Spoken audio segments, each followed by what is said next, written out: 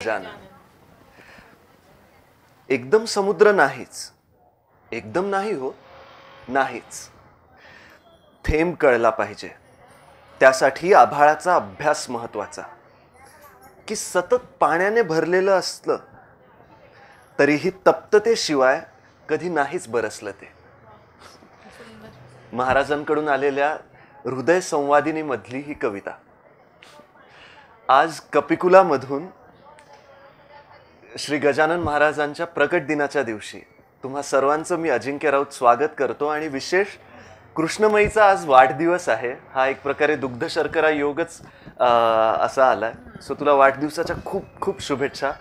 आणि कृष्णमयी, खूप खूप धन्यवाद. मला खूप आनंद होतोय आज मनापासून, कारण प्रगट दिनाच्या दिवशी गुरुमाईंनी आपल्याला आज वेळ दिला आहे आणि सद्गुरू आपल्याशी साक्षात संवाद साधणार आहेत. आणि वाढदिवसानिमित्त पण जे काय मनात आहे ते प्रश्न विचारता येतील. आणि हा लाईव्ह शो आहे, कारण आता प्रगट दिनाच्या या छानशा संध्याकाळी आपण थेट कपिकुलामधनं गुरुदेव आपल्याशी संवाद साधत आहेत. सो आजचा एपिसोड खूप स्पेशल आहे आणि छानशा कवितेने सुरुवातही झाली आहे. तर मी कृष्णमयी या संन्यासी टॉक्समध्ये आपल्या सगळ्यांचं सहर्ष स्वागत करते आणि सद्गुरू वीणा भारती महाराजांचंही मनापासून स्वागत करते. तर मग प्रश्न आज सुरुवात मीच करेन असं वाटतंय. असं मनात आहे गुरुदेव की आपण प्रेमाची परिभाषा काय हा एपिसोड करत आहोत. म्हणजे प्रेमाविषयी वेगळं वेगळं जाणून घेतो आहोत आणि सर्वांना ते खूप आवडतंही आहे की नक्की प्रेम किती उंचीवर असायला हवं हे उलगडत आहे. तर आणखीन आज प्रगट दिन म्हणून थोडा वेगळा प्रेमा रिलेटेडच पण वेगळा प्रश्न मला विचारायचा आहे की सद्गुरू गजानन महाराज 1878 साली शेगाव ग्रामी एका वडाच्या झाडाखाली प्रगट झाले. अनंत अध्यायांमधनं त्यांना अनंत यातनाही मिळाल्या. कधी पाणी मिळालं नाही, कधी उसानी सद्गुरूंना मारलं गेलं. असे अनेक प्रसंग आहेत की ईश्वर पृथ्वीवर आला मानवाच्या कल्याणासाठी, परंतु मानवाने त्यांना ओळखलं नाही आणि त्रासही खूप दिला. अनेक संतांच्या बाबतीत हे घडलेलं आहे. मग ज्ञानेश्वर महाराज असो, समर्थ रामदास स्वामी असो, मीराबाई असो, खूप असंच झालंय की न जाणल्यामुळे, त्यांच्यातलं ईश्वरत्व न जाणल्यामुळे आणि ते केवळ कल्याणासाठी आलेत हे न जाणल्यामुळे शंका घेतली गेली. तरीही या संतांनी, सद्गुरू गजानन महाराजांनी या अनंत अशा मानवजातीवर इतकं निरपेक्ष प्रेम केलं आणि करत आहेत. तर हे कुठल्या पद्धतीचं प्रेम आहे की समाजाकडनं विरोध, शंका असं सगळं असूनही अपरंपार त्यांच्याच कल्याणासाठी अहोरात्र जे संत कष्ट घेतात. तर ह्या प्रेमाबद्दल मला निश्चित जाणून घ्यायची इच्छा आहे. प्रेम आपण खूप वेगळ्या वेगळ्या पातळीवर जाणलंच पाहिजे. परंतु जरी प्रेमाची पातळी वेगळी वेगळी असेल तरी देखील प्रेम ही एकच गोष्ट अशी आहे की ती पूर्ण आहे आणि त्या पूर्ण गोष्टीला आपल्याला जाणण्याकरता देखील आपल्यालाही पूर्णच व्हावं लागतं. म्हणजे आपण असा जर विचार केला की मिठाला जर जाणायचं आहे तर आपल्याला समुद्र व्हावं लागेल का? तर नाही. मिठाला जर जाणायचं तर आपल्याला आभाळ व्हावं लागेल. कारण आभाळापुढे समुद्र ज्याच्यामध्ये मीठ असतं, मीठ उगवतं ज्याच्यामध्ये, तो आभाळापुढे एवढासाच आहे. आणि या उदाहरणावरून आपण असं जाणून घ्यायचं की प्रेम करणारा एवढासाच आहे आणि ज्याच्यावर करतोय तो विशाल आहे, तो अफाट आहे. तो आपल्या डोळ्यात मावणारा नाही, हृदयात मावणारा नाही, तो आपल्या वर्णनात मावणारा नाही. मग असा न मावणारा जो आहे त्याच्यात आपण कसं काय मिसळून जायचं, कसं काय समाविष्ट व्हायचं, हे खरं तर संतांकडून जाणायचं आहे, हे सद्गुरूंकडून जाणायचं आहे. आणि प्रश्न जो तुम्ही विचारलात की सद्गुरू गजानन महाराजांचं किंवा सर्व संतांचं असं मानवावर का बरं प्रेम आहे, एवढं का प्रेम आहे, एवढा त्यांनी त्रास दिला आहे तरीसुद्धा का बरं एवढं का प्रेम आहे? खरं सांगायचं तर हा प्रश्न संतांना नाहीच आहे. आपण मंडळी जे जाणायला हवं आहे ते जाणत नाही आहोत. काय जाणायचं हे सुद्धा आपल्याला माहिती नाही आहे की आपल्याला काय संतांना जाणायचं म्हणजे काय जाणायचं.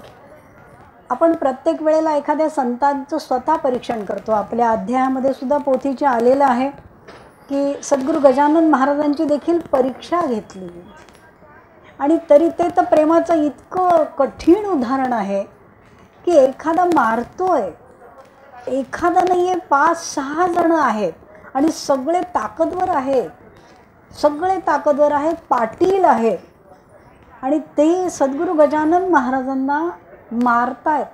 साधं सुधं नाही तर उत्साहाने मारतायत.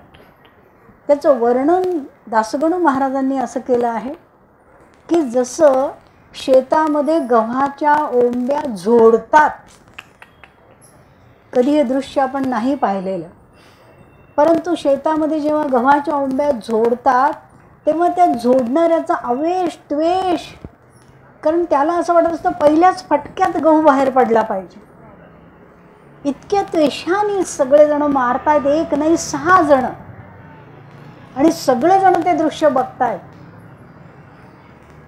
आणि एवढं मारून देखील सद्गुरू गजानन महाराज एवढंच म्हणाले की मला मारून तुला त्रास झाला असेल ना, ये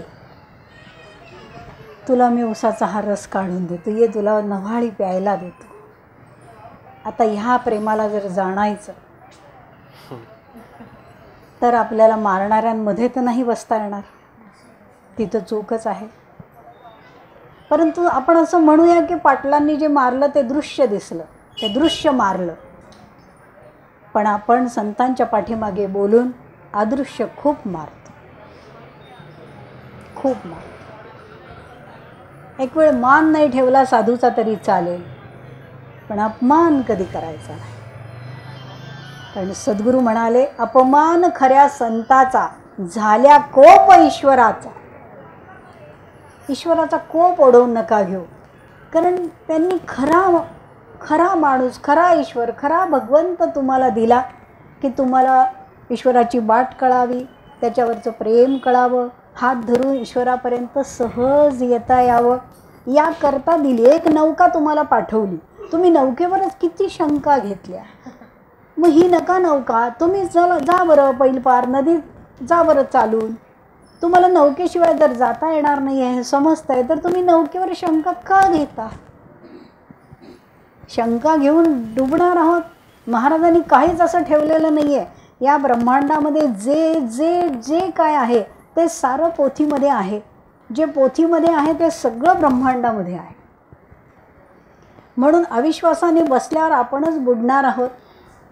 त्यामुळे प्रेम ही जी गोष्ट आहे ती ईश्वराची तर आहेच, नक्कीच आहे, परंतु माणसाची ती का नाही याचा विचार माणसाने जर करायचा असेल तर त्याची सुरुवात त्यांनी तो स्वतः अपूर्ण आहे.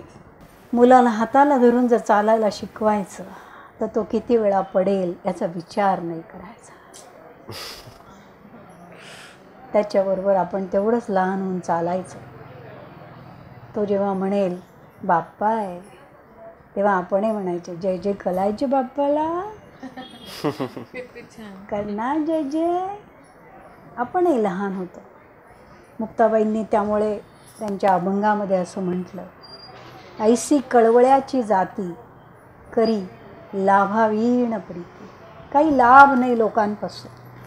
काय देणार आहेत लोक? काय नाही देणार, कारण त्यांच्याजवळ पांडुरंग ऐश्वर्य आहे.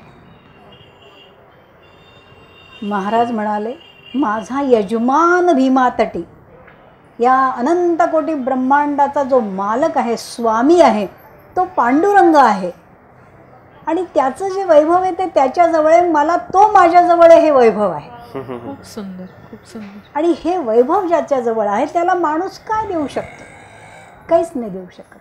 फक्त माणसाने एवढं जाणावं की ह्याला संत वैभव का म्हणतात, का म्हणतात. सुंदर ते ध्यान उभे विटेवरी करकटेवरी ठेवून या, तुळशीहार गळा कासे पितांबर, आवडे निरंतर हेची ध्यान. कुठे दागिन्यांचं वर्णन आहे? हिरे माणिक मोती पाचू सोनं नाणं काही आहे? तुळशीहार गळा. आणि असं ते एवढं का आवडतं याच्यासाठी आपल्याला आतूनच त्या प्रेमाचा कुठेतरी स्पर्श व्हायला पाहिजे, कुठेतरी प्रेमाचा सुगंध जाणवला पाहिजे, तर आपण या विषयाकडे वळू शकतो, या विषयाला जाणू शकतो. आय थिंक आपण तेच जाणून घेण्याचा प्रयत्न या एपिसोडद्वारे किंवा या ज्ञानचर्चेद्वारे करतो आहोत की प्रेम आपल्याला कळायला हवं आणि आपल्या सद्गुरूंवर, आपल्या आराध्यावर आपल्याला ते समर्पित भावनेनेही करता यायला हवं. खरंच या गोष्टीचं कायमच पोथी वाचताना आश्चर्य वाटलं की त्रास देणाऱ्यावरही इतकं मनात काहीही न येता हे प्रेम फक्त संतच करू शकतात. जसं निरपेक्ष प्रेम हा पण आपला एक आज मला तेच विचारायला आवडेल की ईश्वरावर निरपेक्ष प्रेम केलं जाऊ शकतं असं मी तुम्हाला पाहतो पण आणि तुमच्याकडून ऐकलंय पण दोन व्यक्ती म्हणजे साधा मानव असं खरोखर करू शकतो निरपेक्ष प्रेम, किंवा त्यासाठी काही अशी गुरुकिल्ली आहे का, किंवा काही असा उपाय आहे का की निरपेक्ष प्रेम केल्या जाऊ शकेल कोणी? कारण म्हणजे अपेक्षा येतेच, आई वडिलांच्या मुलांमध्ये येते, मुलांची आई वडिलांकडे येते, एक सर्टन नात्यामध्ये कुठेतरी अपेक्षा येते आणि अपेक्षा आली की मग वेदना येतात, मग दुःख येतं. अपेक्षा जर नसेल तर वेदनेचा प्रश्नच नाही, पण अपेक्षाही येतेच. तर मग कसं म्हणजे निरपेक्ष प्रेम खरोखर केलं जाऊ शकतं?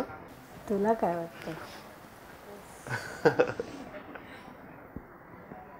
हो, आपण जर प्रेमाचा अभ्यास केला जसं गुरुमाईंनी सांगितलं तर निश्चित आपण हे अभ्यासानेच होईल. हे सहज येणं तर अवघडच आहे, कारण मुळात आपण अपेक्षा प्रेमाच्याच माणसाकडनं करणार. जो जवळचा नाहीच आहे, ज्याच्याशी आपला परिचय नाहीये, त्याच्याशी आपण अपेक्षा नाही करणार आणि आपल्याला असं वाटणार की हो, त्या प्रेमाच्या व्यक्तीनेच मला असं करावं. सो स्टार्टच असे होते की अपेक्षेने. त्यामुळे निरपेक्षतेकडे जाणं ही एक साधना आहे असं मला वाटतं. आणि कुठेतरी परमेश्वराकडून पण आपण अपेक्षा करू लागतो का? कारण खूप सारे लोक परमेश्वराला पण जर असं झालं नाही, काही दुःख आलं की कोसतात की का माझ्या वाट्याला आहे. जर का सुख आलं तर ब्लेम नाही करणार की का माझ्याच वाटेला इतकं सुख देतोय, दुसऱ्याला दे. पण दुःख आलं की नक्कीच म्हणतो. कुठेतरी आपण परमेश्वरावरही नाही करू शकत निरपेक्ष प्रेम. तो दिसत असो नसो तरीही त्याच्याकडूनही अपेक्षा. मग मनुष्याकडून कसं निरपेक्षता? छान, आपण चांगल्या मार्गाने, चांगल्या पथाकडे चाललो आहोत. परंतु निरपेक्ष प्रेम आपलं सगळ्यांचंच खऱ्या अर्थाने प्रेम निरपेक्षच आहे. परंतु आपण व्यवहारात राहिल्यामुळे अपेक्षा आहे. व्यवहारामध्ये काय आहे की तुम्ही चहा दिला तर आमच्याकडे आल्यानंतर आम्ही पण चहा द्यायचा आहे तुम्हाला, हा व्यवहार आहे. आणि सद्गुरू गजानन महाराजांनी या इतक्या बारीक सारीक व्यवहारापासून मन काढून घे असं म्हटलंय की तू या व्यवहारामध्ये नको पडूस, तू एवढं काढून घे, तुझ्याजवळ छान आहे, तुला आवडतं आहे ना. नदी वाहत राहते, ती काही अपेक्षा नाही करत की तुम्ही काठावर बसले मला विचारलंच नाही, किती दिवस वाहतीये, दमलीयस का, चहा देऊ का, काही खाणार का तू, काही आणू का तुला नाश्ता पाणी, काय नाही, ती वाहती आहे, तुम्ही विचारा नका विचारू. पण मग तिची काय ओढ आहे, ती काय ओढीने वाहते आहे. एवढा तिचा उत्तम सुंदर असा प्रवाह येणाऱ्या प्रत्येकाची तहान भागवते, पाप कमी करते, पुण्य भरभरून देते, स्वच्छ करते, मळ काढते, निर्मळ ठेवते, सौंदर्य देते. तुम्ही तिच्याकडे पाहिल्यावर आहा बरं वाटतं तुम्हाला. कुठून वैतागून आल्यानंतर नदीजवळ जाऊन शांत माणूस बसतो. हे सगळं का होतं? का होतं? नदीला काहीतरी मिळालेलं आहे. हे एवढं सगळं तुम्हाला नदी देते कशी? कारण तिला कोणीतरी ते दिलेलं आहे आणि ज्याने तिला ते दिलं आहे त्याला ती पूर्ण जाणतीये. आणि जो पूर्ण जाणतो तो स्वतःकडे काहीच ठेवत नाही, त्याला अपेक्षाच नसते. जोपर्यंत आपण अपूर्ण आहोत तोपर्यंत आपल्याला प्रत्येक गोष्टीची अपेक्षा आहे. अशी गंमत बघा की आपण कुठे गेलो आणि कोणाने आपल्याला अत्तर लावलं तर आपण साहजिक हा हात पुढे करतो. आणि अत्तर लावल्यावर मग आपण असं म्हणतो का ह्यालाही लावा ना, इथेही लावा ना, इथे म्हणतो का? नाही म्हणत.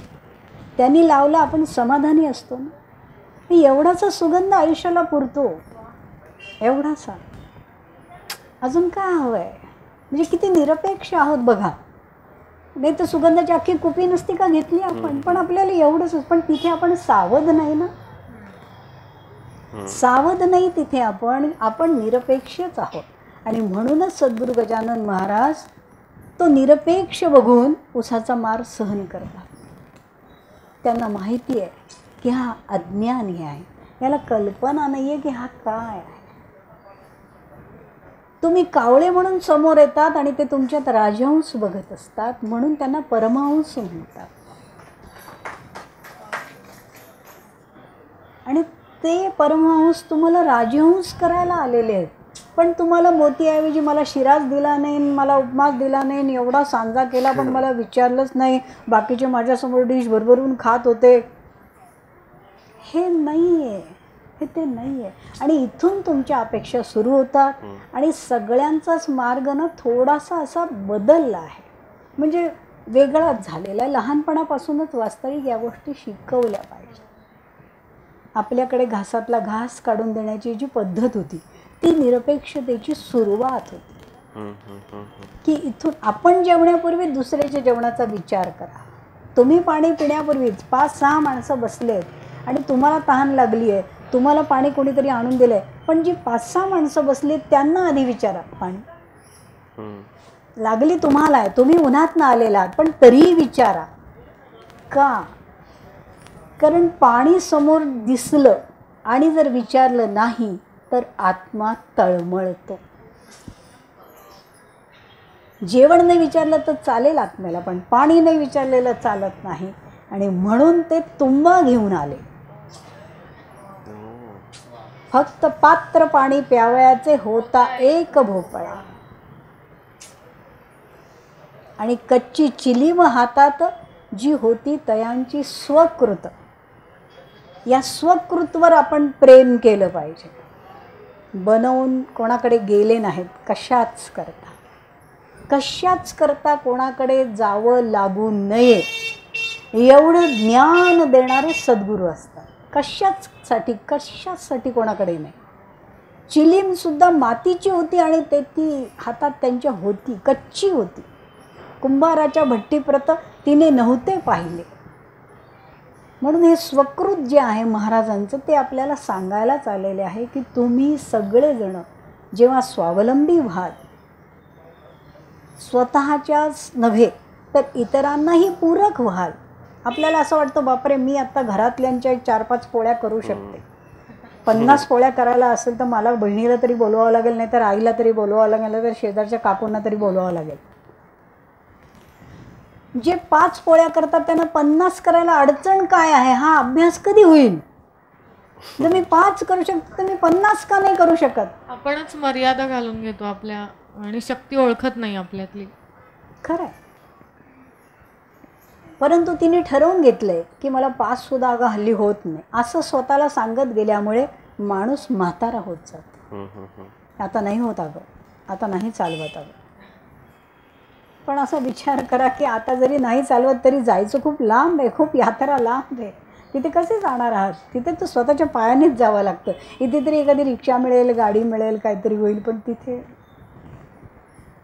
तिथे काही नाही आहे. तिथे वाहनच नाही आहे, तिथे चालावंच लागतं.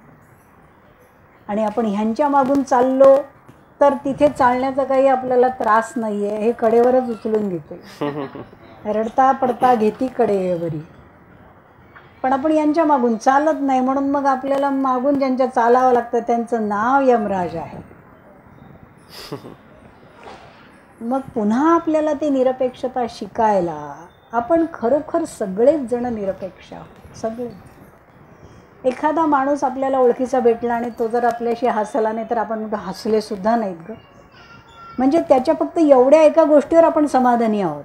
मग अजून काय हवं सांगा? मग ही निरपेक्षता मात्र सावध नाही आहोत, सावध नाही. तिथे जर आपण सावध असू तर आपण किती निरपेक्ष. आणि निरपेक्ष प्रेम माणूस करू शकतो, पण त्याला ते कसं करायचं याच्यापासून फार लांब नेलेलं आहे.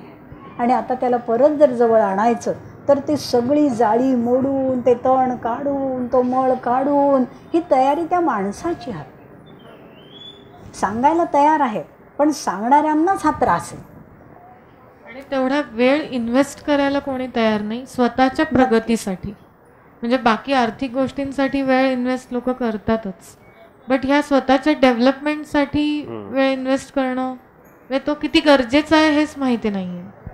आणि निरपेक्षतेकरता संकुचित मनाऐवजी खूप मन मोठं करायला हवं. म्हणजे एक साधं आपण जर टू स्टार्ट विथ म्हटलं तर मोठं मन आपण करायला हवं. आणि पावलोपावली जागरूक राहायला हवं, असं पण सावध राहायला हवं. सजग. सावध, येस, अगदी बरोबर.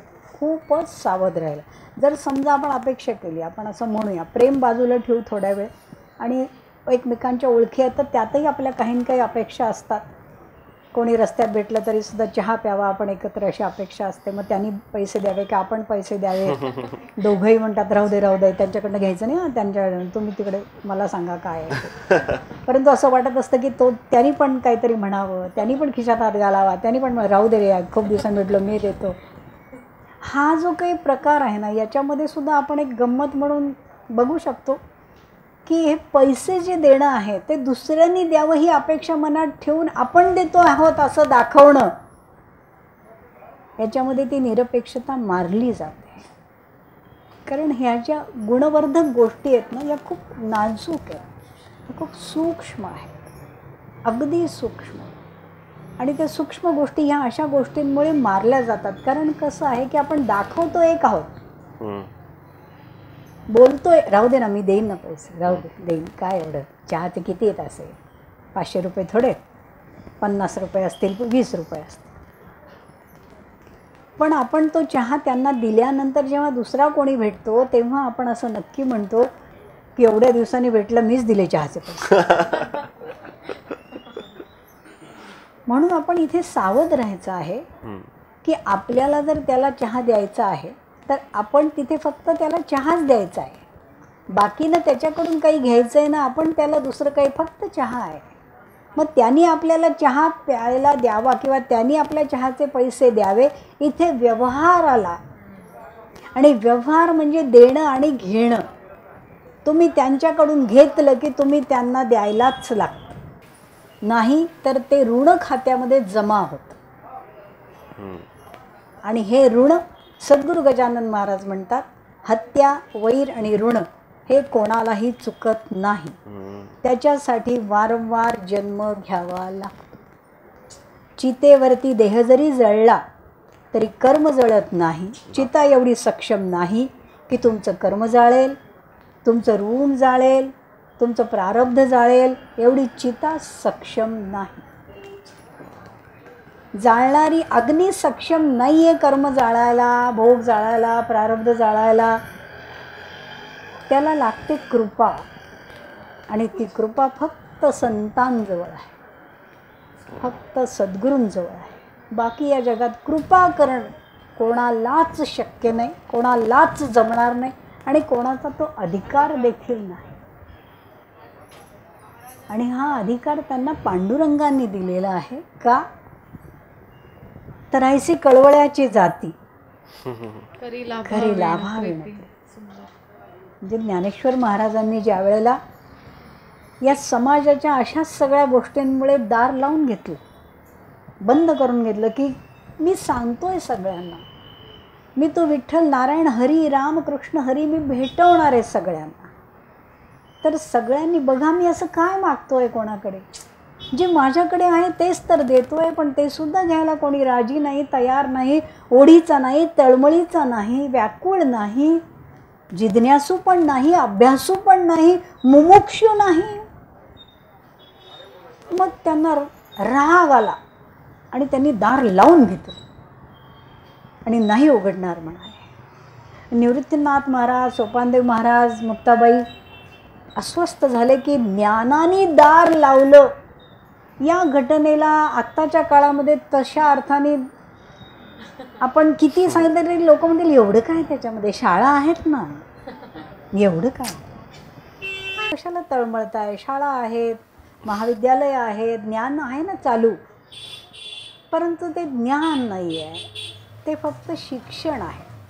ती एक माहिती केंद्र नक्की आहे की याला आईचा, कमळाचा इतपतच ते माहिती केंद्र जरूर आहे.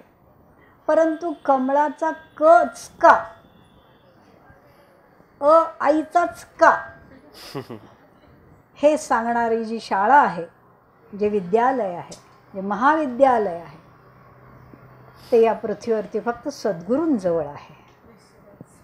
ती आत्मविद्या आहे आणि आत्मविद्येशिवाय आपण खऱ्या अर्थाने प्रेम नाही करू शकत. ते प्रेम आपला आत्मविद्या नाही म्हणूनच अपेक्षेकडे जातं. मग माऊलींनी जेव्हा दार लावून घेतलं तेव्हा खूप तिन्ही भावंडांना असं झालं की ज्ञानाने दार लावलं.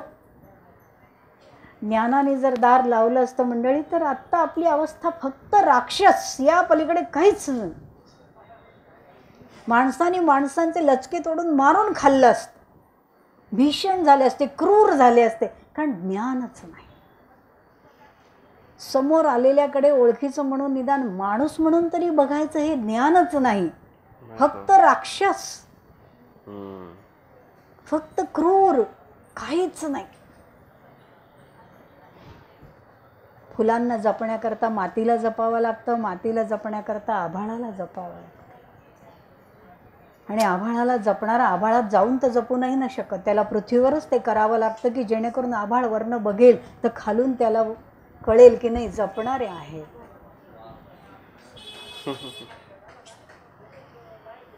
म्हणून भावंडांचे डोळे पाणावले, त्यांचं हृदय धडधडायला लागले की दार लागलं ज्ञानाचं.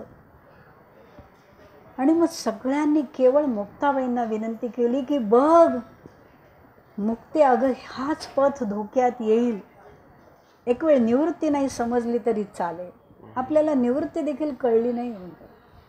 आपण कशातनंच निवृत्त नाही झालो, नाही होत. मन निघणं म्हणजे निवृत्ती नाही मंडळी, मन त्यातनं निघणं म्हणजे निवृत्ती नाही. पुन्हा त्याचा जन्म न होणं म्हणजे निवृत्ती.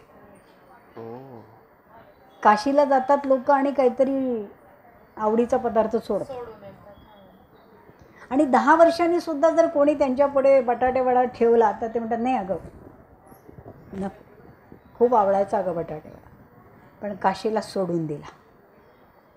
वडिलांना आवडायचा ना, मग ते गेल्यानंतर काशीत मी त्यांच्या, याचा अर्थ बटाटे वडा मनात आहे, तो सुटला का? कारण तो समोर आल्याबरोबर कळलं की हा बटाटे वडा आहे, आणि चेहराही बोलला नको अगं, मग खूप आवडायचं मला, नको अगं वडिलांकडे तसं. याचा अर्थ त्यागाचा अभिमान आहे, अहंकार आहे, आणि बटाटे वडा मनामध्ये तुडुंब आहे. याला निवृत्ती नाही म्हणता येत. गाई पुढे टाकलेला चारा जर उद्या तुमच्या ताटामध्ये आला तर तुम्हाला खावासा वाटेल? नाही वाटणार.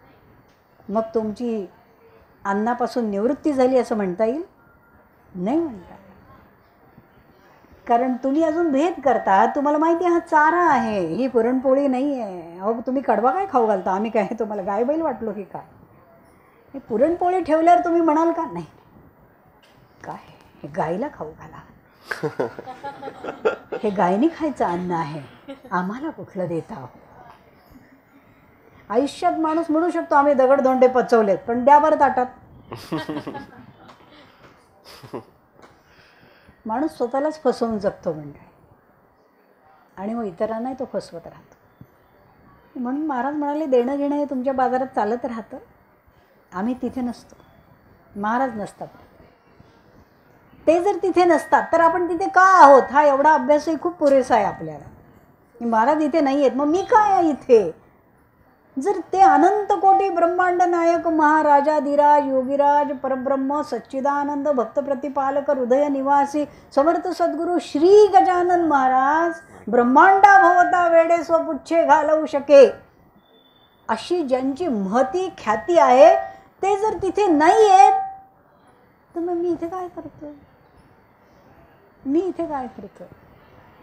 बसून विचारच नाही आपण विचार नाही, अभ्यास नाही, चिंतन नाही, मनन नाही किंवा याची आवश्यकता आहे हे सुद्धा नाही. म्हणून आपल्याला खूप सूक्ष्मतेकडे वळावं लागेल. ज्ञानाचं दार लागलं गेलं तेच ते आहे. या जगामध्ये अभाव जर कशाचा असेल तर विवेकाचा. विवेकच नाही आहे. त्यामुळे ज्ञानाने दार लावल्यानंतर मग मुक्ताबाईंना विनंती केली की मुक्ते, हे सगळं धोक्यात येईल, तुला ज्ञानाला समजवावं लागेल. सोपानदेव नाही समजवू शकत, निवृत्तीनाथ महाराज नाही समजवू शकत असं नाही आहे मंडळी. परंतु ते ऐकतील तर मुक्तीचं. का? तळमळ तळमळ होतची आहे हे जन हाती धरी, अपराधी जन चुकतची गेले, तुझा तूची सावरी, कल्याण करी रामराया जनहित विवरी. मुक्ताबाईंना माहीत होतं की ह्या अन्याय करणाऱ्या समाजावर देखील माऊलींचं खूप प्रेम आहे. हृदयामध्ये त्या समाजासाठी एवढी तळमळ असल्याशिवाय का त्यांना राग आला. आणि त्यांनी दार लावलं. आणि मग मुक्ताबाईंनी हाका मारल्या, दादा दादा दादा, दार उघडा, दादा असे रुसू नका, रागवू नका. मुक्ताबाईंना ज्ञानराज हवेच होते, भाऊ होते ते, परंतु स्वतःसाठी नको होते, समाजाकरता. त्याच म्हणू शकतात, ऐसे कळवळ्याची जाती करी लाभाविण प्रीती. कारण तो अनुभव आहे. दादा दार उघडा, दादा दार उघडा. माऊलींचं आतून काहीही उत्तर नाही. आणि मग अभंग प्रसिद्ध आहे. आठवतोय का मंडळी? सांगा बरं. चिंता क्रोध मागे सारा, ताटी उघडा ज्ञानेश्वरा. वाव. चिंता क्रोध मागे सारा, ताटी उघडा ज्ञानेश्वरा. समाधी लागेल म्हणजे. किती सुंदर म्हटलं मुक्ताबाई. ज्ञानराजांना एवढी प्रेमाची विनवणी, सगळ्यांना असं वाटेल ह्यात एवढं काय आहे. एखादी 10,000ची साडी हातात एवढं होईल. कोणी सोन्याच्या बांगड्या दिले, हे तुमच्यासाठी आहे. मला सोन्याच्या.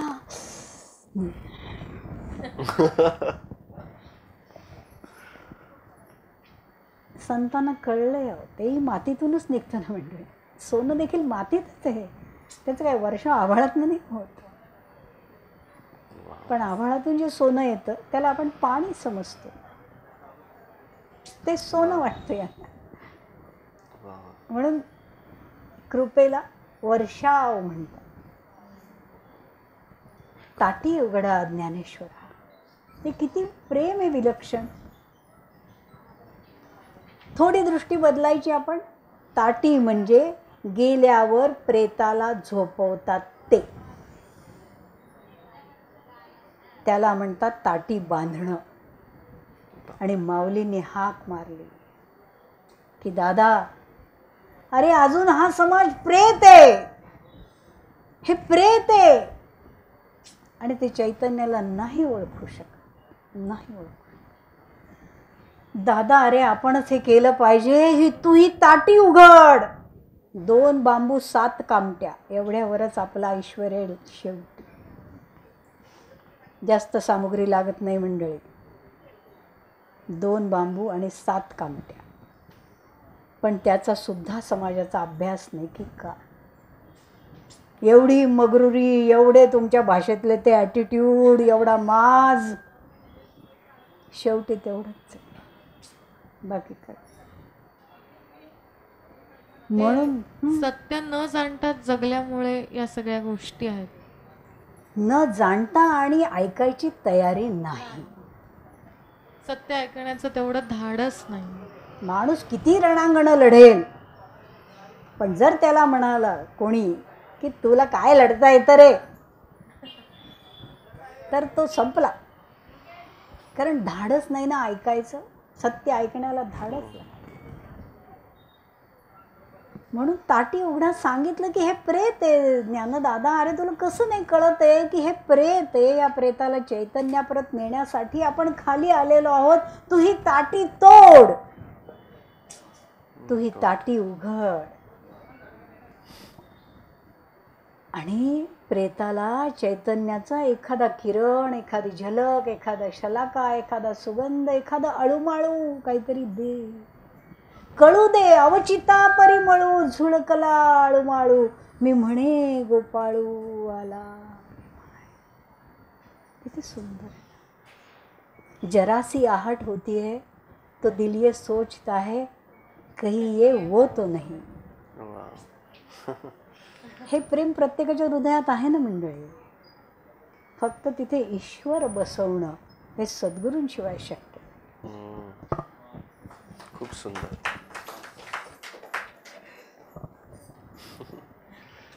स्पीचलेस आहे. म्हणजे आपण विसरून जातो की हा एपिसोड सुरू आहे. हो, आणि शूटिंग सुरू आहे असं. ऐकत राहावं निश्चितच.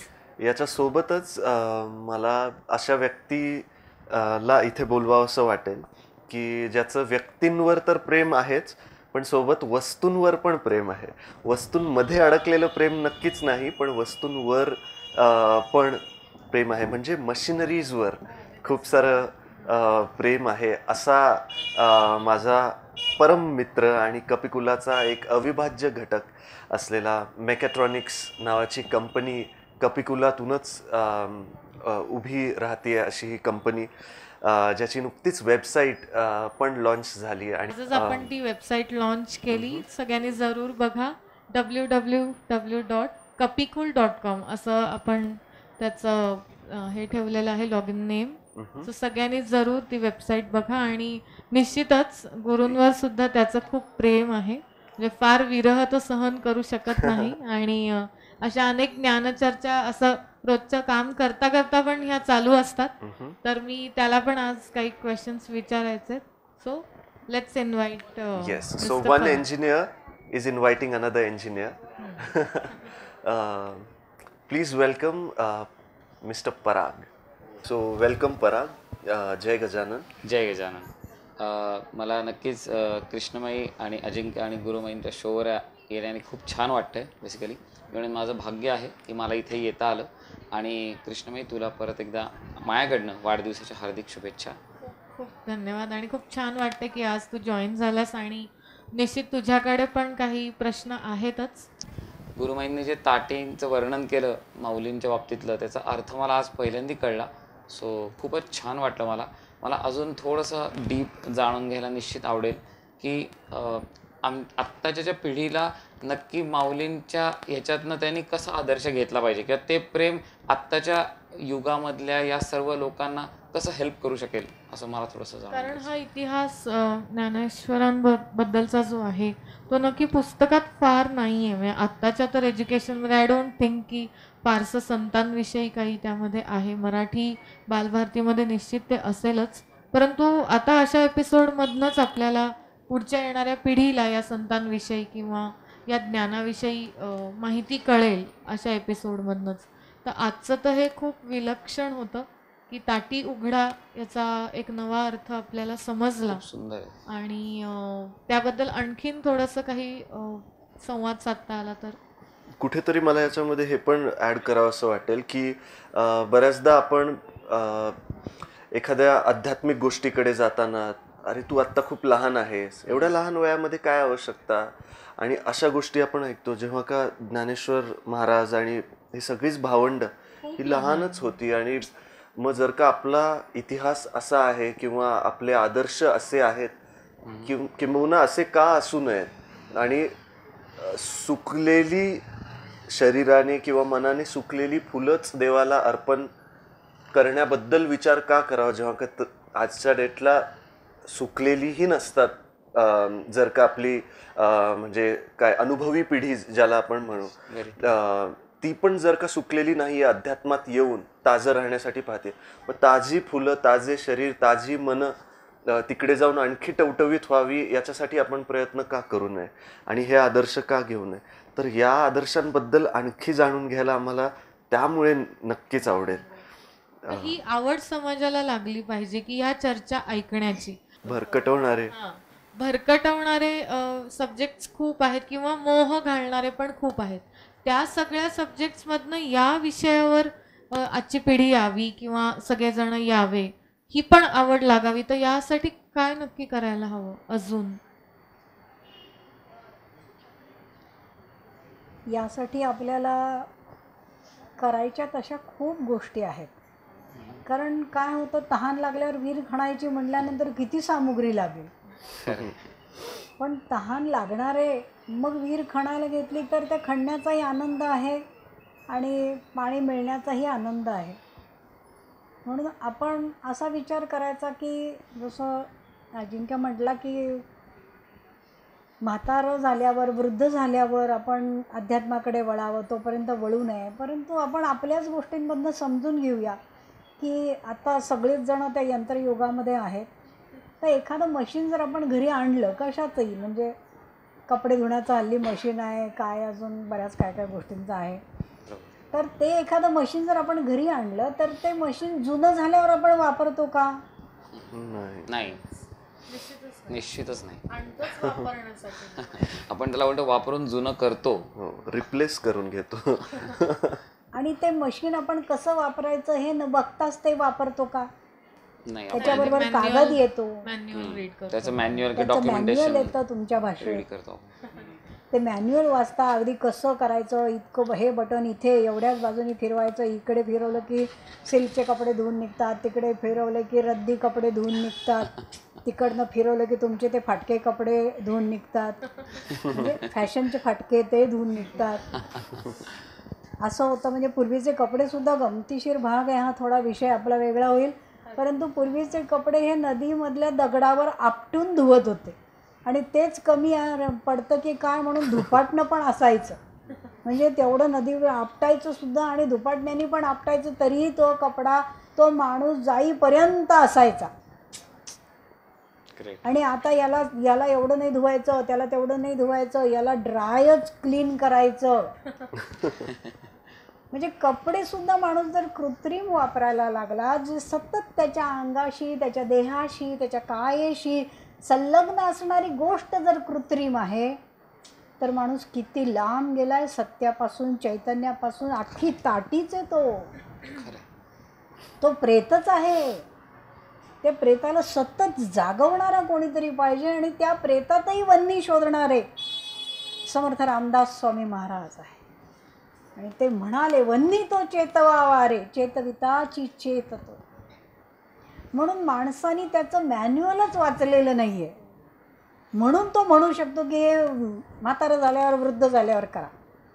परंतु जन्माला आल्यानंतर या पृथ्वीची शून्य ओळख आपल्याला आहे आणि ज्यांनी आपल्याला जन्माला घातलेलं आहे त्यांना देखील ती ओळख झालेली नाही, त्यांनी ती करून घेतलेली नाही, त्यांना ती करून घेण्यामागचं महत्त्व कळलेलं नाही.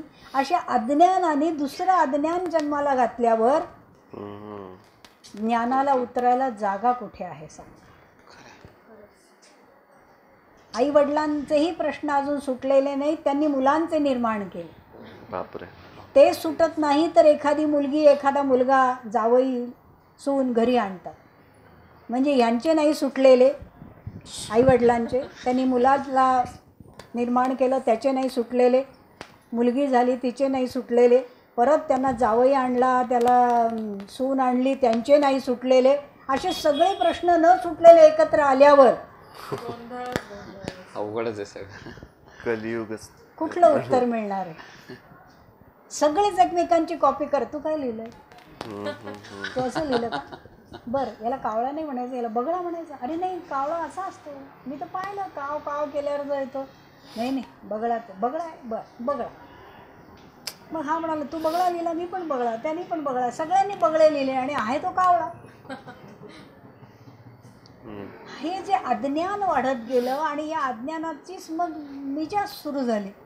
नाही, मला नाही कळत, असं कसं होईल? एवढा संसार केला, एवढ्या भावंडांची लग्न केली, एवढ्या बहिणींची लग्न केली, मीच सगळ्यात मोठा. तर तूच सगळ्यात मोठा आहे, पण तुला सगळ्यात जे मोठे आहेत, सगळ्यात जे श्रेष्ठ आहेत, ज्येष्ठ आहेत, ते निवृत्तीनाथ कळले नाही, तू मोठा नाहीस.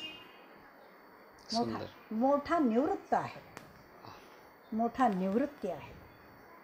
मोठा तेव्हाच होईल माणूस जेव्हा तो निवृत्त होईल, वा वा, सुंदर.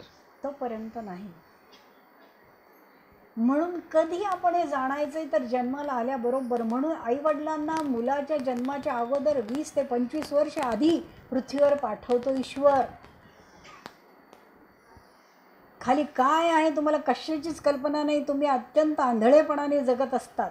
परंतु तो त्या एखाद्या मुलाला जन्माला यायचा आहे तर त्याची तयारी एका घरात आणि त्याची तयारी एका घरात असं तो करतो. ती 2 घरं तो एकत्र आणतो. त्या एका मुलाच्या जन्माकरता काय प्रेम आहे. हिला 20-22 वर्ष शिकवतो, याला 20-22 वर्ष शिकवतो, पण ईश्वर जे शिकवतो ते शिकत नाही. त्यामुळे तिथे ज्ञानदेव जन्मत नाहीत, तिथं अज्ञान जन्माला येतं. आणि त्या अज्ञानाला पुन्हा तू छानच आहे, तू सुंदरच आहेस, तू हुशारच आहेस, त्याला काही येत नाही. तुझा जो मित्र आहे ज्याच्याबरोबर तू राहतोयस तो चांगला नाही. प्रत्येक आईला वाटत असतं की त्याचा जो मित्र आहे तो चांगला नाही. म्हणजे 2 मित्र जर एकत्र आले तर याच्या आईला वाटतंय की हा चांगला नाही आणि याच्या आईला वाटतंय की हा चांगला नाही. म्हणजे नक्कीच चांगले आहेत का नाही, परंतु हा आपण अभ्यासच करत नाही. म्हणून आपल्याला या सगळ्या गोष्टी कायम विवेक पाहिजे. विवेक नावाची गोष्ट जर आपल्याजवळ नसेल तर आपली ताटी संपत नाही, ती चालूच राहते. आणि 20-22 वर्ष आईला आधी पाठवलं, 20-22 वर्ष वडिलांना आधी पाठवलं. त्यांनी काय केलं 20-22 वर्ष? तेव्हा तरी निदान म्हणून काहीतरी दिवा लावला असेल, तुळशीला पाणी घातलं असेल, आईवडिलांना नमस्कार केला असेल, सणवार सांभाळले असतील, कुळ परंपरा सांभाळल्या असतील. आताचे तर 20-22 वर्ष फक्त मोबाईल खेळतील. आणि असे मोबाईल खेळणारे जर एखाद्या मुलाला जन्माला घालतील तर तो जन्माला आल्याबरोबर मोबाईल मागेल. आहेत ना असे, आहेत ना असे की मूल रडायला लागलं की मोबाईल आता दिलं की ते गप्प बसतं. वडिलांना कळत नाही, एवढं मुलाला कळतं. कसं काय? कारण 22 वर्ष संस्कार मोबाईलचेच आहेत ना. ते न आळंदीचे आहेत, न पंढरपूरचे आहेत, न त्र्यंबकेश्वरचे आहेत, न गोदावरीचे आहेत. Very true. फार एखाद्या स्त्रीला, हा विषय नाही आपला, परंतु आपल्याला जर सत्य समजून घ्यायचं, प्रेम समजून घ्यायचं, तर प्रेम कसं पदन्यास करत येतं. प्रेम चालत कधी नाही येत मंडळी. ते एवढा वेळ नाही घालवत चालत यायला. ते अधीर असतं ना, ते अधीर असतं. ते असं नाही यायचं. त्याचे पदन्यास असतात. ते पाऊल फार झरझर झरझर टाकतात. त्याची पावलं नाही मोजतात. जो प्रेमात आहे ना त्याचं पाऊल नाही मोजता येत, त्यालाही नाही. परंतु असं प्रेम आपण कधी केलंच नाही. त्या प्रेमाचा अनुभव आपल्याला, पावलं जमिनीवर राहू नये हा अभ्यास नाही आहे मंडळी, ही अनुभूती आहे. हा अनुभव पण नाही, ही अनुभूती. आणि ती अनुभूती आपण कोणीच नाही घेतली, कधीच नाही. जेव्हा आपण पालखी मिरवत आणतो ना, आणि जेव्हा ती इथं येते ना, रस्त्यावर सगळीकडे आपण नाचतच असतो, पण इथं आल्यानंतर इतका जोश असतो सगळ्यांना. खरं, खूप खूप जोश, इतका आनंद उल्हास असतो की एखाद्या पालखी जड आहे, तशी जड असते ती. त्यात सद्गुरू बसल्यानंतर तर अख्खं विश्व पालखीत येतं. पण तरी ती एका खांद्यावर घेऊन त्या जोशात इतकी लीलया नाचवत असतात ती पालखी. त्याचं काल आपण पाहिलं सगळ्यांनी. एवढी उंच उडवत असतात पालखी. आधी ती नुसतं आत्ता जाऊन उचला बरं, आतमध्ये आहे, हलवता येत नाही. परंतु 2-2 सुद्धा माणसं, 2-2 स्त्रिया देखील ती पालखी उंच उडवत असतात. का? कारण स्वतःच्या जडत्वाचा विसर चैतन्याला पाहिल्याशिवाय पडत नाही. वा, सुंदर सुंदर. आणि जेव्हा जडत्व संपून जातं, संपून फक्त चैतन्य उरतं, तेव्हा चैतन्याला अशक्य असं या जगामध्ये काहीच नाही. अशक्य आहे ते जडत्वाला आहे, मूढत्वाला आहे, बद्धत्वाला आहे. चैतन्याला काही अशक्य. म्हणून या सगळ्या गोष्टी आपण अत्यंत लहानपणापासून केल्या पाहिजेत. आईवडिलांनी देखील आपल्या मर्यादा आपल्याला काय शिकायचं आहे, आपल्याला काय समजून घ्यायचं आहे, असेच संस्कार त्या आईवडिलांनी त्यांच्या आईवडिलांनी केले पाहिजेत मुलांवर. आणि मग ती एक पिढी निर्माण करण्याचा त्यांना अधिकार मिळाला पाहिजे. न की फक्त वय पाहिलं पाहिजे की वय झालं म्हणजे लग्न झालं पाहिजे. बरोबर. तुमचं वय हे एखाद्या मुलाच्या आयुष्याचा नाश नाही करू शकत. तुम्ही वयात आलात, तुमचं वय झालं म्हणून लग्न केलं आणि तुम्ही एका मुलाला जन्म घातला, तर ते योग्य नाही आहे, योग्य नाही. तुम्ही चुकता आहात, तुम्ही चुकलेला आहात. म्हणून प्रत्येक आईवडिलांना, ज्यांना आईवडील व्हायचं आहे, त्यांनी आधी पृथ्वीचं पूर्ण ज्ञान करून घेतलं पाहिजे. त्यांनी पंचमहाभूतांचं पूर्ण ज्ञान करून घेतलं पाहिजे. त्यांना प्रत्येक तीर्थ माहिती पाहिजे. जर नसेल निदान प्रत्येक, तर ज्या ठिकाणी ते राहतात त्या तीर्थाची तरी महती त्यांना माहिती पाहिजे.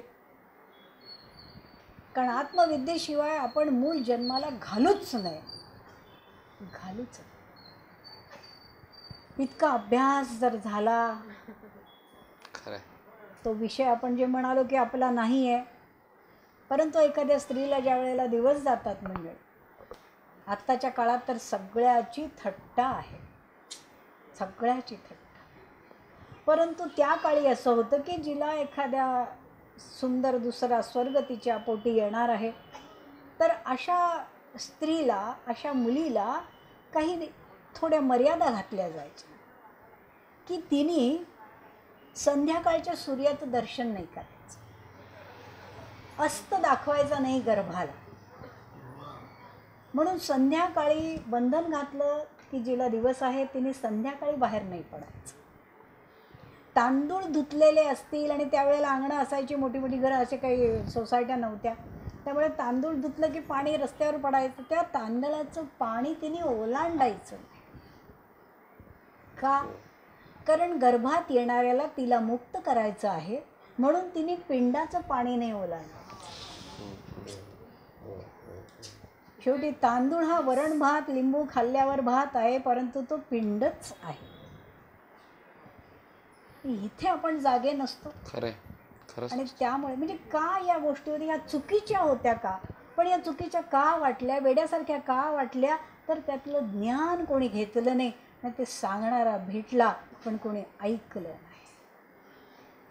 अवघेच इच्छिती संसारास, सच्चिदानंद श्रीहरीसे पाहण्याला कोणी तयार. हेच महाराजांच्या हृदयातलं पण दुःख आहे की सगळ्यांनाच सांसारिक इच्छा आहेत, परंतु ज्यांनी आपल्याला या पृथ्वीवर पाठवलंय त्याला बघायची इच्छा, त्याला जाणून घ्यायची इच्छा माणसाची या उभ्या आयुष्यात होत नाही. आणि हेच संतांचं दुःख आहे. खरं ही जी खंत त्या ह्याच्यात व्यक्त झाली, मला असं वाटतं की आत्ताच्या पिढीला तरी त्यांनी असं याच्याचा का अभ्यास केला तर ही नक्की खंत ईश्वराला नाही होणार की बाबा नाही, कोणीतरी असं आहे की जो म्हणतो की ओके मला तुला भेटायचं आहे, मला तुला बघायचं आहे, की ज्यांनी मला बनवलं त्याला मला बघायचं आहे. आणि खूप खूप सुंदर तुम्ही सांगितलं. खरं सांगू तर एवढा डीप अभ्यास आम्ही करत नाही, परंतु आत्ता जे तुम्ही एक्झाम्पल दिलं ते मला खूप आवडलं की एखादं मशीन जर का आम्ही घेतलं तर आम्ही त्याचा आधी मॅन्युअल वाचतो. तसंच खूप छान सांगितलं की आम्ही या शरीराचं मॅन्युअल वाचलेलं नाही आहे आणि तसंच स्टार्ट केलं यूज करायला. म्हणजे आपण सगळे जन्माला आलो, दिसायला लागलो, आपण बघायला लागलो, हातपाय हलायला लागले, आम्ही वापरायला लागलो, पण खरंच एवढा डीप विचार नाही केलेला. केवळ अॅनाटॉमी जाणून नाही होणार आपल्याला. नाही म्हणजे, आणि हे तर मी बरोबर आहे, हे तर भौतिक आहे, पण ह्याच्या मागचं जी भावसृष्टी आहे किंवा जे ईश्वर सृष्टी आहे ती जाणून घेतल्याशिवाय मला वाटतं माणूस आधी स्तब्ध बसूनच जाईल. तो काहीच करणार नाही, तो काहीच करणार नाही. कारण तो प्रत्येक ठिकाणी त्याला असं लक्ष येईल, अरे मी इथे गेलो तर मी अपूर्ण आहे, मला ह्याचं काहीच येत नाही, असं करत करत शेवटी एंडला तो थांबून जाईल असं मला वाटतं. पराग, याच्या सोबतच परागचा प्रश्न आपण विसरता कामा नये. काय तुला आज म्हणजे गुरुदेवांना विचारायचं आहे प्रश्न? मला असं विचारायचं आहे तुम्हाला गुरुदेव की आपण म्हणतो की माझं एखाद्या व्यक्तीवर प्रेम आहे आणि ते खरंच असतं. आपण अनुभवतो की आपण जेव्हा जेव्हा जगतो आपण त्या व्यक्तीला आनंद होईल अशा कृती करण्याचा कधी कधी आपण फोर्सफुली पण प्रयत्न करतो. म्हणजे समजा एखाद्याला एखादं फूल आवडत असेल तर आपण ते लक्षात ठेवून त्याला देतो वगैरे, अशा अनेक घटना जगामध्ये घडत असतात. तर मग ज्याच्यावर प्रेम आहे त्याच्यावर आपण चिडतो का, असं मला विचारायचं आहे. किंवा राग येतो तेव्हा ते प्रेम हा, जातं कुठे? किंवा राग जेव्हा येतो तेव्हा ते प्रेम कुठे जातं. कारण नंतर मला असं वाटतं की आपण पश्चाताप पण होतो की मी उगच बोललो, हे पण नंतर होतं. पण त्या क्षणाला आपण ते विसरून जातो. तर असं का होतं आणि त्या क्षणी ते प्रेम कुठे जातं आणि ते जाऊ नये म्हणून काय केलं पाहिजे, खूप छान. आय थिंक हा प्रश्न खूपच छान आहे. असं मला हा जेन्युइनली मला म्हणजे विचारावं असं आणि वाटतं. ऑडियन्समध्ये पण खूप जणांना हा सेम प्रश्न पडत असेल की मी का रागावलो. ओके. नंतर इवन regret. देवावर पण बऱ्याचदा आपण रागवतो. तर हो, राग आणि आपण प्रेम हा ऑपोजिट लाईव्ह शो करतो आहे, तर निश्चितच सगळ्यांना कसा वाटतोय, आवडतंय सगळ्यांना. एक वेगळा एक्सपिरियन्स आहे आज. खूप खूप छान वाटतंय आज. आणि आज सगळ्यात मेन म्हणजे महाराजांचा प्रगट दिन आहे. Yes. आणि त्या दिवशी इतकं सुंदर इतकं ज्ञान सुंदर आपल्याला ज्ञान ऐकायला ऐकायला मिळतंय. म्हणजे मला तसं वाटत नाही की अशा प्रकारचं ज्ञान चर्चा आता कुठे होत असेल. So we are fortunate. कारण महाराजांनी पोथीत सांगितलं की ज्याला जे आवडतं तेच द्यावं.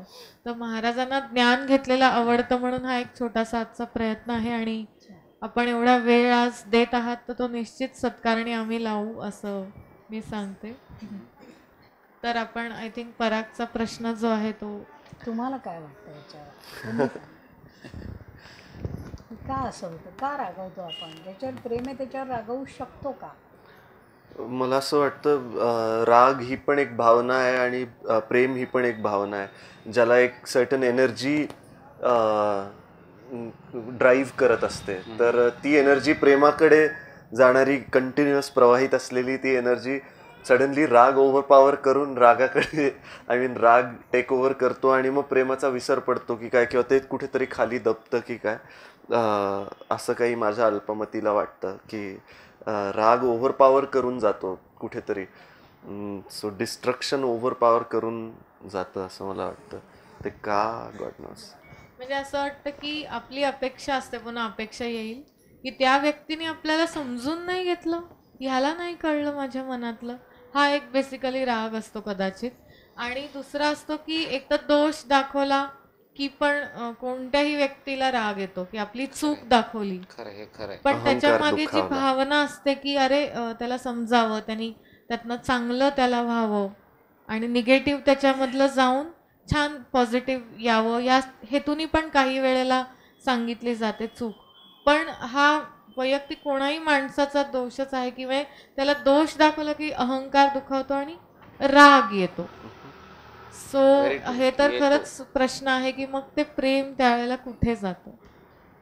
काही क्षण तरी असं किंवा होतं मी की असं म्हणेन की त्यावेळेला असं का नाही होत, म्हणजे की बाबा माझं जिच्यावर प्रेम आहे किंवा या व्यक्तीचं माझ्यावर प्रेम आहे, जर का ती व्यक्ती मला एखादी गोष्ट सांगतेय तर त्यावेळेला मी ती एकदम टॉप भावनेने का नाही घेऊ शकत.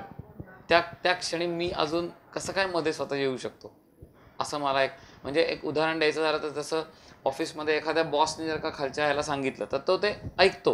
म्हणजे तेव्हा त्याला भले मनात काय वाटत असतं पण तरी पण तो ते ऐकतो. किंवा कधी कधी आपण असं बघतो की तो ते जेन्युइनली करतो. पण इथे असं होतं की इथे आपल्या मनात सतत काहीतरी वेगळंच असतं. म्हणजे बेसिकली मला असं वाटतं की ज्याच्यावर प्रेम करतोय त्याचं आपले एक्सपेक्टेशन भिन्न होणं, इथेच काहीतरी प्रॉब्लेम मला तर वाटतोय. म्हणजे पुन्हा तेच. छान आहे. तुमची जी समज आहे ती सुद्धा गरजेची आहे, आवश्यक आहे. कारण हळूहळूच आपण या सगळ्या विषयाकडे वळलो पाहिजे. एकदम सगळं सांगायला लागलो तर ते समजणंही आपल्या आवाक्याच्या बाहेर जाईल आणि तसं नको व्हायला. कारण आपल्याला ईश्वरावर प्रेम करायला शिकायचं आहे. त्यामुळे आपण या विषयाकडे असं बघायचं की जर आपल्याला राग येतो एखाद्या ज्याचं आपल्यावर प्रेम आहे, तर काही वेळेला वाद होतात, भांडणं होतात, राग येतो आपल्याला आणि आपण पण वाद घालतो. का बरं? तर आपण तेव्हा असा अभ्यास करायचा की ती जी व्यक्ती आहे ज्याचा आत्ता आपल्याला राग आला आहे, ती व्यक्ती आपल्या मनासारखं वागत होती तोपर्यंत तक्रार नव्हती. पण आता ती मनाविरुद्ध वागल्यामुळे तक्रार आहे. याचा अर्थ तुमचं फक्त तुमच्यावरच प्रेम आहे, त्या व्यक्तीवर नाही. त्या व्यक्तीवर जर असेल तर रागापूर्वी तुम्ही आधी त्या व्यक्तीचा विचार कराल, तिला काय वाटते, तिला काय वाटते. जर ती रागवल्यावर तुम्हाला राग येतोय तर निश्चित समजायचं की माझं प्रेम माझ्यावरच आहे, व्यक्तीवर मी भासवतोय, मी फसवतोय.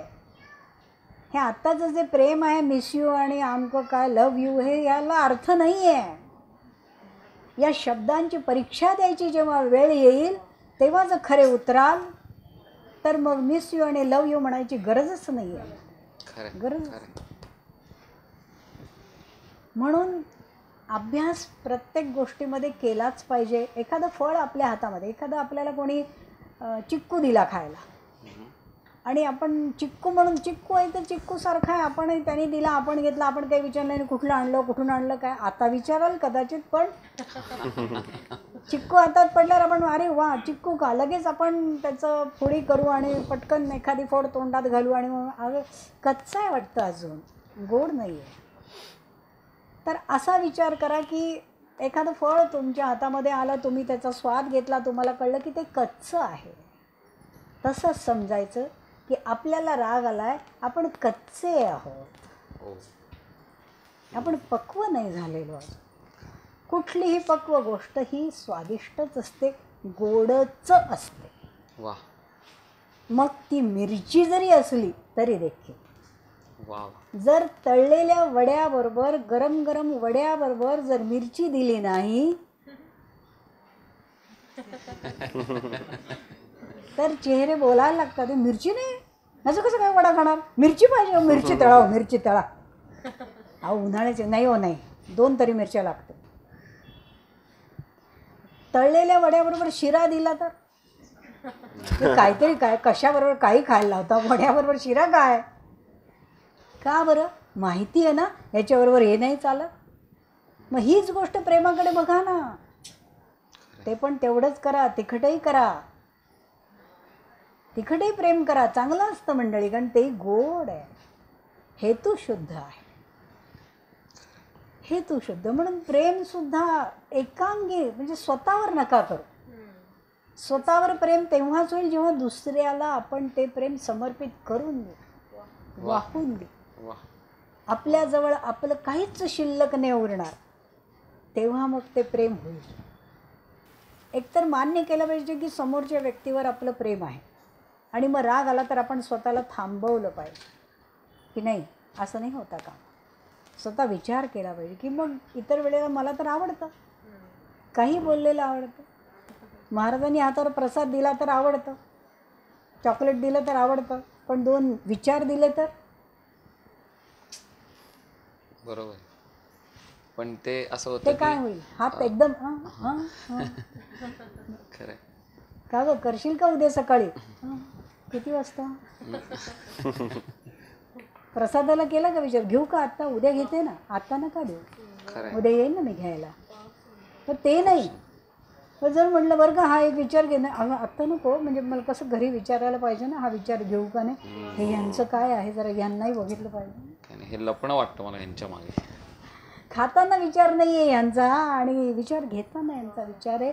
माणूस किती फसतो आणि किती खोटं जगतो आहे, आणि खोटं खऱ्याला सहन होत नाही, तरीही तो ते सहन करून का बरं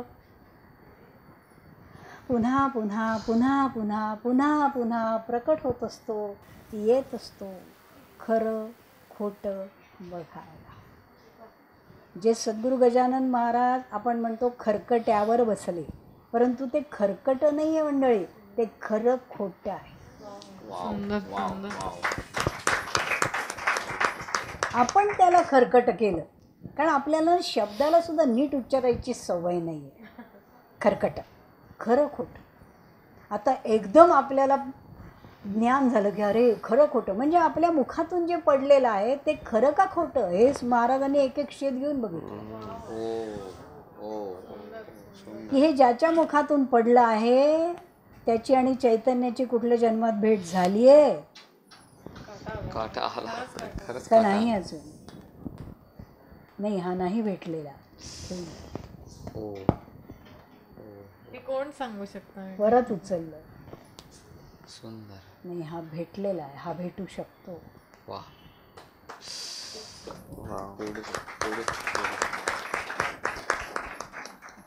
घास नाही घेत सद्गुरू गजानन महाराज, कारण त्यांना शीताला मोकळं करायचं आहे. वा. त्यांचं अपार प्रेम आहे, अपार प्रेम आहे. आपण त्या प्रेमाची काही कुठे आपल्या नाही, म्हणजे त्याचं काही वर्णन नाही. हेच वर्णन असं जे समर्थ रामदास स्वामी महाराज म्हणतात तेच ते वर्णन आहे की अपार प्रेम आहे. आपल्याला फक्त वाटलं की शीत उचलली, शीत वेचली नाही. हे गूढ कळायला सद्गुरूंचा हात एखाद्या तुम्ही टाकून दिलेल्या अन्नावरती प्रेमाने लागतोय, कारण त्यांना त्या टाकून दिलेल्याचं अंतःकरण समजतंय, अंतःकरण समजतं. केस विंचरत असताना जर कंगवा खाली पडला तर पाहुणे येतात म्हणून. केस विंचरत असताना जर कंगव्याचा दात तुटला तर एखादा आजार होईल हा तो संकेत आहे. कंगव्याचं सुद्धा आपल्यावर किती प्रेम आहे की क्षणभर केसाजवळ आला पण आपलं भविष्य सांगून गेला. वा. कंगव्यावर काय प्रेम करायचं, काहीतरी काय कंगव्यावर काय प्रेम. कंगवा काय प्रेम करण्याचा विषय आहे. सांगितलं कंगव्यावर तर आत्ता होईल प्रेम. खरंय, ते ज्ञान नाहीये कुठेतरी. जी कुमारिका आहे तिने एकाच बाजूला दात असलेला कंगवा वापरायचा असतो, आणि जी सौभाग्यवती आहे तिने दोन्ही बाजूला दात असलेली फणी वापरायची असते, कारण तिला दोन्हीकडचे दात सांभाळायचे असतात. वा.